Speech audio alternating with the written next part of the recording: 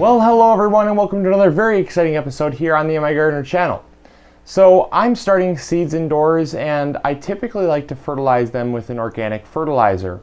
And during the summer I like to use a compost tea because it's very efficient when it comes to the amount of material that you use versus the amount of area that it can cover. So I really like that aspect because when it comes to traditional fertilizers, they're good, but they just use a lot for the area that they cover.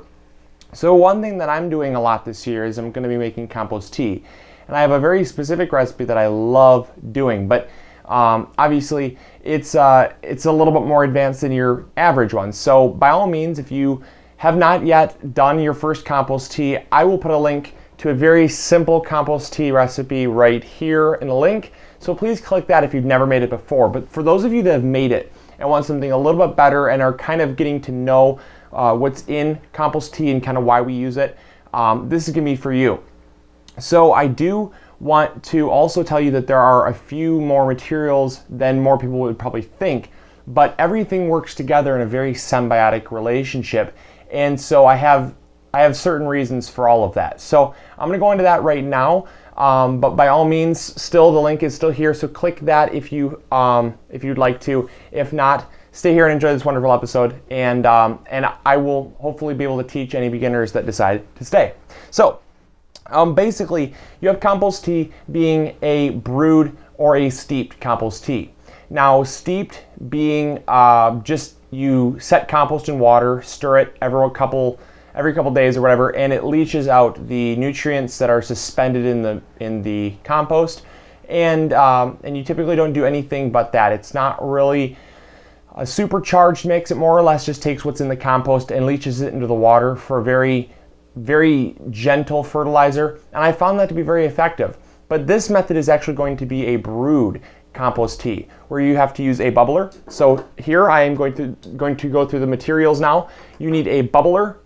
I have this is a Maxima bubbler. It's pretty old, but it does the job. It does whatever. You can buy one for about $2 or $3 at Meijer, Walmart, any superstore like that. You can buy a super cheap one in the pet section. I just have two circle bubblers. They are a micro bubbler. So you want the very, very fine bubbles. That's what you want to oxygenate the water. I also have a 3-gallon bucket here, but you can use a 5-gallon bucket as well for this. It'll just be a little bit stronger if you use a 3-gallon. I typically use the same, mixture. I don't like half it if I'm doing a 3-gallon bucket. I just use the same one and it's a little bit stronger. But this will make a 5-gallon batch, what I'm showing you. I just didn't want to carry 5 gallons up in my room because I'm going to be fertilizing some seedlings. So what you want to do is, if you have not yet obviously bubbled out the chlorine or let it set and get the chlorine out, you want to do that now, because chlorine will kill off any of these bacteria that are going to be in the compost tea that we're trying to grow in a kind of a culture here inside this bucket. Because the higher the bacteria count, the better and healthier the plants are going to be, because they work together in that symbiotic relationship. So also, when it comes to materials, you're going to need 3 tablespoons of humic acid, and humic acid is what feeds the microbes all that much more. It just really supercharges it with a lot more than you get in the compost, because compost does have humic acid. Humic acid is basically just leftover residue of humus, and humus is basically that very porous material that holds on to nutrients and is very fertile, and the bacteria and microbes love it. So you just basically have this to supercharge the compost more than what you're putting in. And also, a little goes a long way. So don't use any more than 3 tablespoons, because it's just going to be wasting it pretty much, because 3 tablespoons is all you're going to need. Then what I have is a 1/4 cup of crushed rock dust. I choose Guy Green Glacial rock dust because it's very fine. I can get it, but just use what you have in hand. It's not going to matter much. You just want these trace minerals, because the trace minerals also are what feed the microbes, because the microbes help the plant get those micronutrients, because a lot of micronutrients the plant can't readily absorb. But if you have mycorrhiza and some of the other beneficial bacteria, they will go into the soil and get those locked up micronutrients, bring them to the plant, and therefore giving them to your plant in exchange for sugars that the plant produces. So again, symbiotic relationship. So we're giving the bacteria the micronutrients so that the plants can receive them in return. Next, what you're going to want is, this is just a pelletized seabird guano, but any sort of bird guano you want, simply because the worm compost, or the worm castings that we're going to be using, have a lot, and I mean a ton, of beneficial bacterias, fungi, and all that goodies that come in with compost. But you also want to diversify your compost. A lot of people just think just throwing in one type of compost is going to cut it. And it will do just fine. But if you want a top of the line compost tea, you want at least 2 to 3, maybe even 4 different types of compost, because every animal has a different digestive system, and inside that digestive system is all those bacteria that help that animal digest its food. So like we have E. coli in our gut, and that's what mammals use to help digest things. We also have lots of other bacteria, but we also have E. coli as well. So we all need different bacterias based on what organism we are. So basically, you just want to diversify the amount of bacterias, because it just makes a healthier, more robust culture. Now also, I just set that over there, but I didn't mean to. You want a form of sugars. Now sugars are going to be what supercharges the mix, because in normal ecosystem, they use the plants as their sugar source, because photosynthesis from the lights creates sugars. The light creates photosynthesis in the plant, which is actually a sugar that the plant uses for energy. And then any extra energy or any extra sugars they have that isn't being used for energy can go to feeding bacteria, and they do that symbiotic trade. So what you want to do is, since there's no plants obviously in this mix, you want to give them a sugar source so that they can multiply.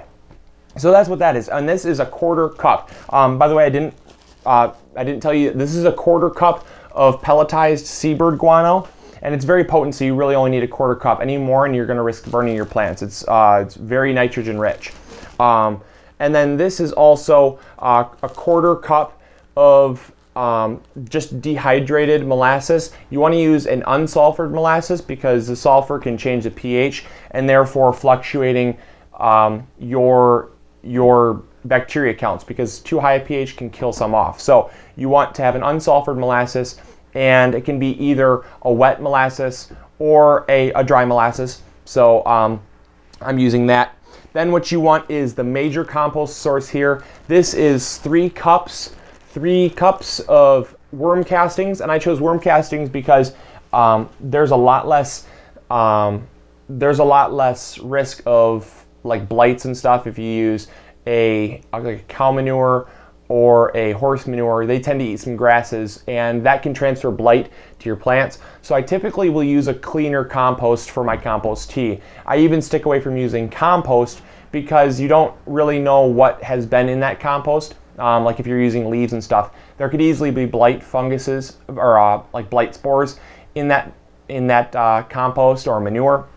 So I typically stay away from that, and I choose obviously a cleaner one, like a worm casting and a seabird guano, things that don't really eat a whole lot of plant life is what I choose to do, because when I have seedlings like this, I can't afford to have one getting blight and just spreading it to everything. Even outdoors, I'll typically stick to, like I said, a cleaner compost, just because I don't want something getting a blight, which I have found to happen if you use a very herbivore animal's compost.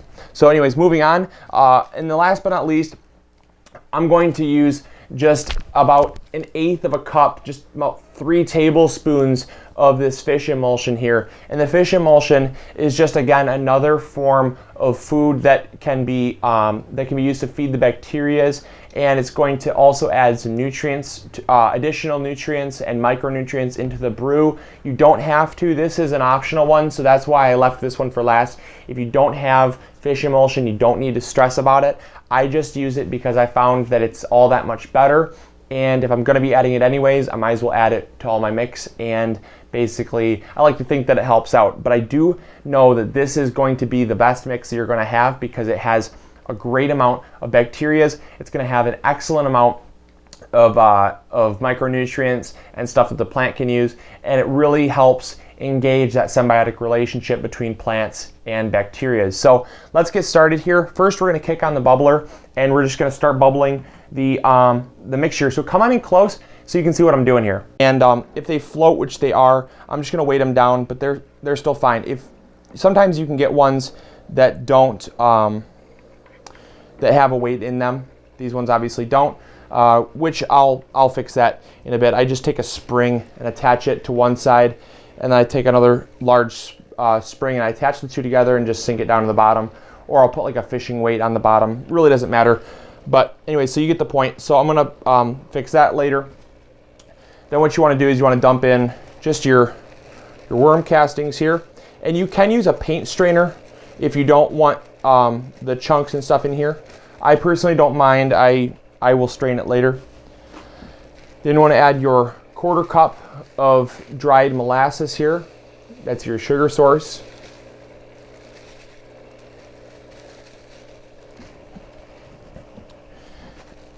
And then here is the pelletized seabird guano, but it doesn't have to be pelletized. This is just how it came. Again, that was just kind of a rough 1/4 cup there. And then I have my 1/4 cup of Gaia Green Glacial Rock Dust. Azomite would work fine as well. Just something fine. You don't want it to be a coarse rock dust because coarse things typically don't have a whole lot of surface area, so they don't really transfer all that well. They're a little more slow than I would like. Finer things are a little bit more faster acting. Then you have the humic acid here, and again, that is 3 tablespoons of that. Put that all in there, and then we can just, you can mix it up if you want. I typically will give it just a little bit of a stir here, but I don't have a stirring rod with me. And I'll just make sure everything is wet and all good. And I'm going to go sink these down to the bottom of the bucket, and I'll get back with you. I'm going to let this sit for about 48 hours, and you want to typically use it within that amount of time because the sugars in the compost tea here tend to be used up by the bacteria around that time. So you don't want to let it set for any more than 3 days, I'd say. Make sure you leave the bubbler on, obviously. You don't ever want to turn the bubbler off because if you do, they aren't going to have oxygen and you're going to have some pretty stinky compost tea. I'm going to leave you with a very quick soil fact.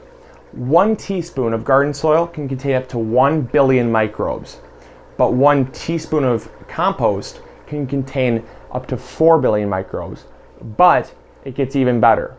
1 teaspoon of worm castings can contain up to 6 to 8 billion microbes. So as you can see, we have no shortage of microbes in this compost tea. And since we're brewing it, we're actually letting them multiply.